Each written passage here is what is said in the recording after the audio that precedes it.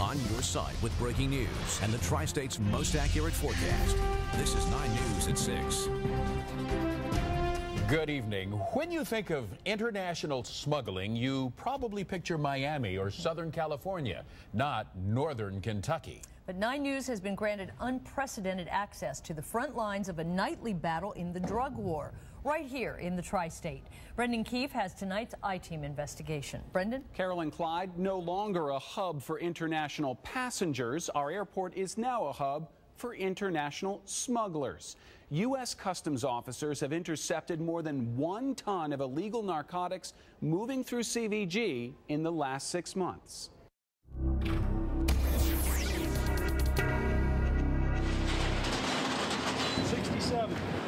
It's a race against the clock. 40 planes, 120,000 international packages in and out of CVG in 4.5 hours. 92% of the shipments moving into and out of the United States moves through this facility. DHL has no bigger hub in the Western Hemisphere. Oh, this is that brass Buddha. It's the #1 choice for international shipping, even among smugglers. For the past couple months, we've had opium, we've had cocaine, heroin, methamphetamine. U.S. Customs officers are detectives on a deadline. It's one of these packages right here. Trying to find the hidden narcotics before the planes take off. Your heart's beating and you get super excited at the different concealment methods and things you find. It's the proverbial needle in a haystack. 30 to 40,000 packages every night are inspected by U.S. Customs officers here in northern Kentucky. Fewer than 1% will contain contraband, but that still adds up to literally tons of drugs and thousands of items of contraband. It's manifested as carpets. As you can see, there's a little more than carpet in there. Inside, illegal drugs from Somalia. Some of the smugglers are true artists, framing a painting with heroin. More is packed into individual tampons. A child's computer game conceals cocaine. A drum filled with morphine. Even SpongeBob SquarePants is hiding something.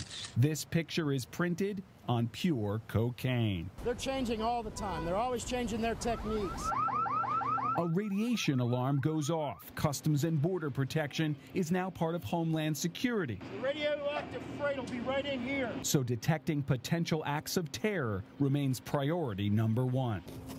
It turns out to be a tiny geode, a harmless collector's rock, yet enough to trigger the radiation alert. Our equipment is so sensitive that it'll pick up the presence of radiation even in kitty litter. But the drugs are very real, and so is the money. Customs officers see $640,000 in cash hidden in the rollers of a tortilla press. Drug money on its way from Mexico to Colombia.